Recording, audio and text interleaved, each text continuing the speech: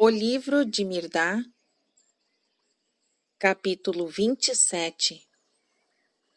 A verdade deve ser pregada a todos ou somente a uns poucos escolhidos?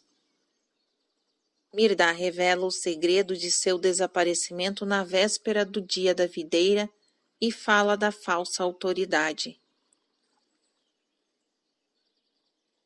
Narrativa de Naronda.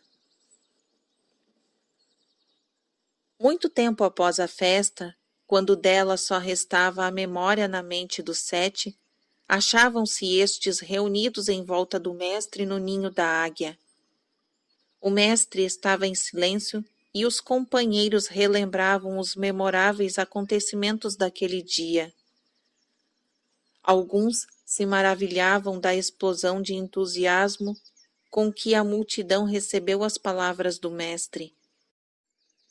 Outros comentavam o comportamento estranho e incompreensível de Xamadã no momento em que centenas de documentos de dívidas não resgatados foram retirados da tesouraria da arca e publicamente destruídos, bem como centenas de bilhas e barris de vinho retirados das adegas e dados de graça, e muitos presentes valiosos devolvidos a seus doadores, pois ele não se opôs, de modo algum, como nós esperávamos que fizesse, mas observava tudo aquilo imóvel e em silêncio, enquanto as lágrimas lhe corriam pela face. Benon observou que, embora a multidão o aclamasse até ficar rouca, não era devido às palavras do mestre, mas devido aos débitos cancelados e aos presentes devolvidos. E chegou mesmo a suavemente censurar o mestre por desperdiçar o seu fôlego com aquela multidão que nenhum prazer mais elevado buscava senão o de comer, beber e alegrar-se. A verdade disse: não deveria ser pregada indiscriminadamente a todos, mas a uns poucos escolhidos. Então falou o mestre e disse: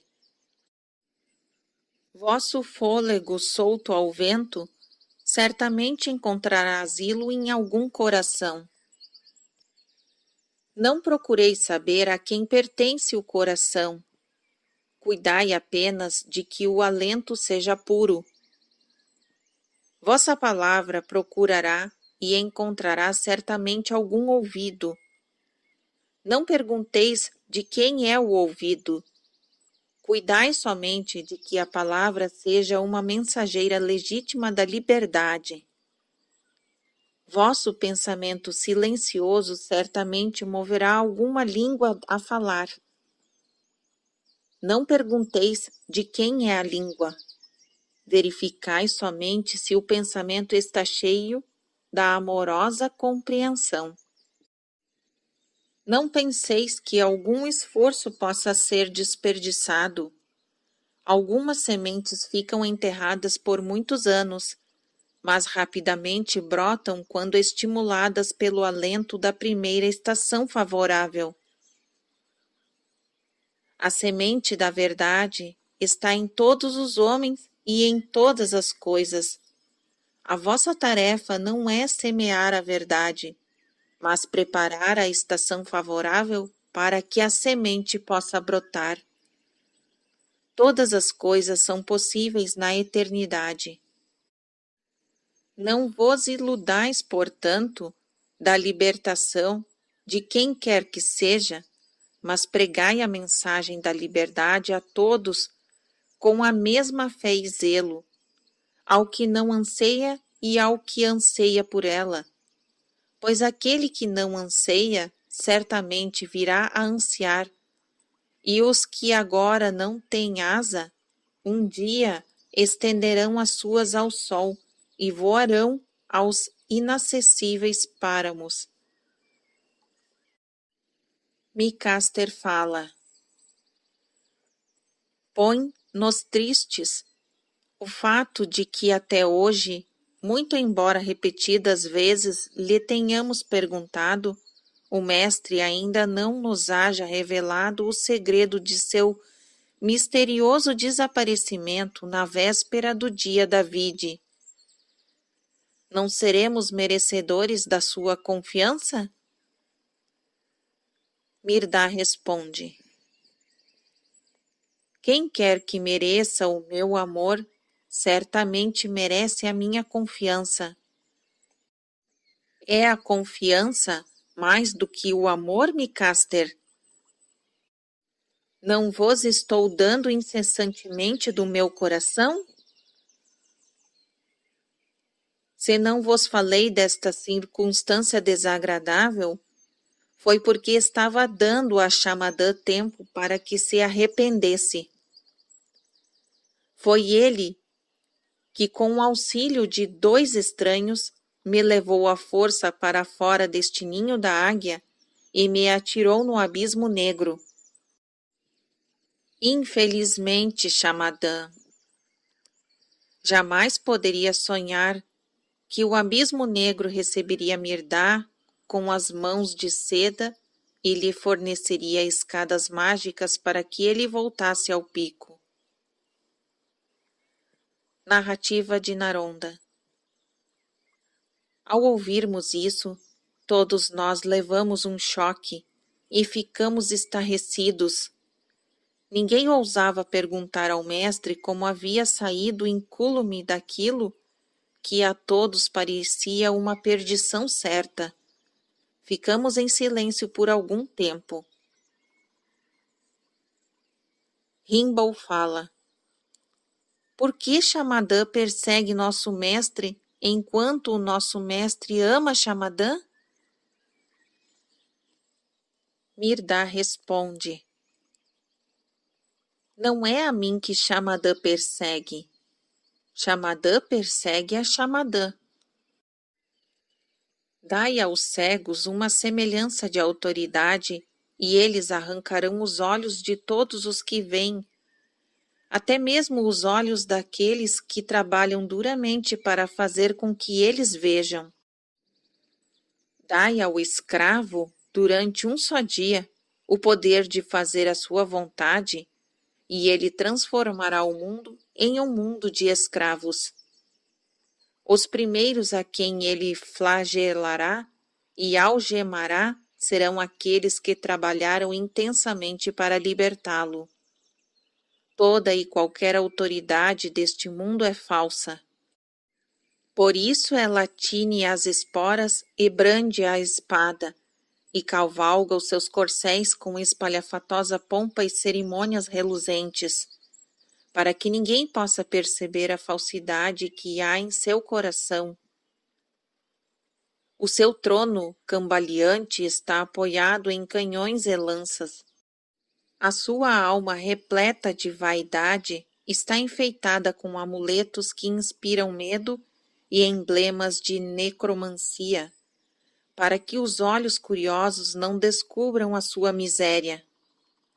Essa autoridade, além de ser cega, é maldição para o homem que anseia por exercê-la, pois tenta manter-se em todo custo, mesmo ao pavoroso custo de destruir o próprio homem, aqueles que aceitam sua autoridade e os que a ela se opõem. Devido à sua cobiça pela autoridade, estão os homens em constante inquietação. Os que exercem a autoridade estão constantemente lutando para mantê-la. Os que não a têm não cessam de lutar para subtraí-la das mãos dos que a exercem. Entre mentes, o homem, o Deus enfaixado, é pisoteado pelos pés e pelos cascos dos cavalos e abandonado no campo de batalha, esquecido, sem socorro e sem ter quem dele se apiede.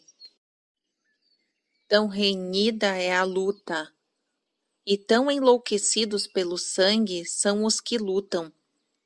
e que ninguém para, a fim de levantar a máscara da noiva espúria e expor à vista de todos os seus horrorosos semblantes.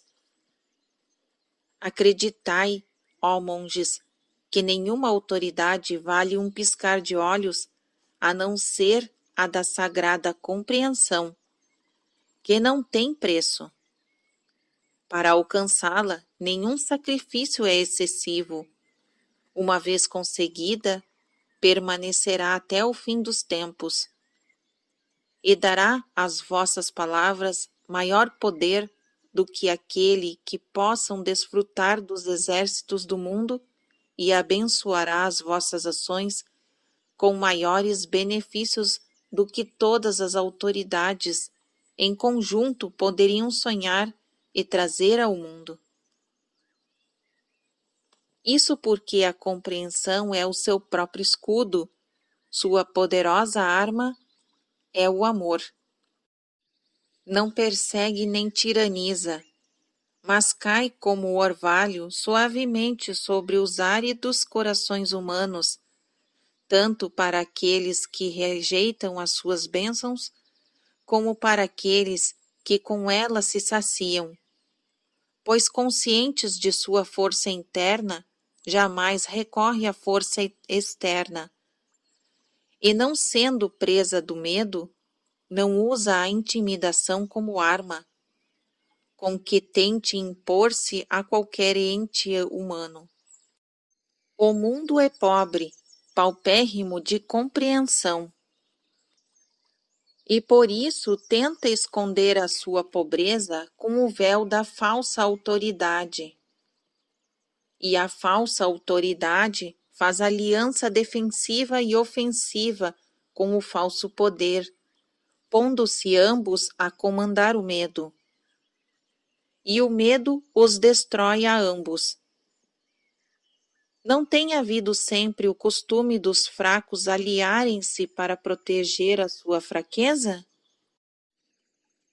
Assim, as autoridades deste mundo e a força bruta trabalham de mãos dadas sob o chicote do medo, pagando diariamente o seu imposto à ignorância, em guerras, em sangue e em lágrimas. E a ignorância, com um sorriso benigno nos lábios, olha para tudo isso e diz: muito bem. Muito bem, disse Xamadã a Xamadã, ao atirar Mirdá ao abismo. Mas sabia Xamadã, porém, que, tendo-me atirado ao abismo, havia atirado a si mesmo e não a mim. Isso porque o abismo não pode reter Mirdá, enquanto Xamadã tem que lutar com todas as forças e por muito tempo, a fim de subir pelas suas encostas escuras e escorregadias. A autoridade deste mundo é como que um chocalho. Deixai os que ainda são bebês na compreensão, que se divirtam com ela. Mas vós não precisais vos impor a homem algum. Aquilo que é imposto pela força, mais cedo ou mais tarde será deposto pela força. Não busqueis autoridade sobre a vida dos homens. Sobre ela, só a vontade total é senhora. Não busqueis autoridade sobre os bens dos homens, pois os homens estão acorrentados aos seus bens, tanto como às suas vidas. Por isso desconfiam daqueles que interferem em suas correntes e os odeiam. Procurai, porém, um caminho para o coração dos homens por intermédio do amor e da compreensão. E uma vez ali instalados, melhor podereis trabalhar para libertá-los de suas correntes. Assim, o amor guiará vossas mãos, enquanto a compreensão segura a lanterna.